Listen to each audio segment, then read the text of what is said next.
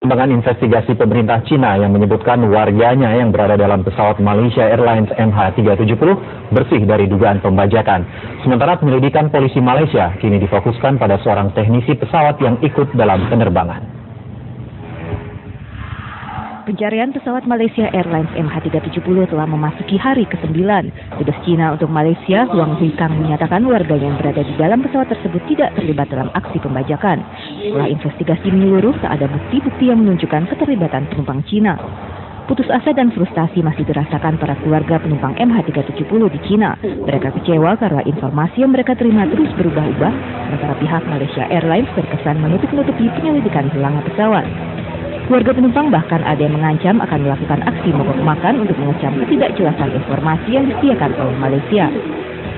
Menyusul informasi hilangnya pesawat dari radar akibat tindakan seseorang yang mematikan transponder secara sengaja, penyelidik terus mencari informasi mengenai para penumpang dan awak kabin termasuk pilot dan kopilot pesawat.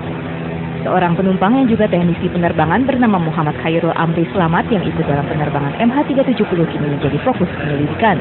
Informasi keluarga tentang pekerjaan Khairul di perusahaan penerbangan Swiss tidak sesuai dengan pernyataan perusahaan tersebut yang mengaku tidak mempekerjakannya.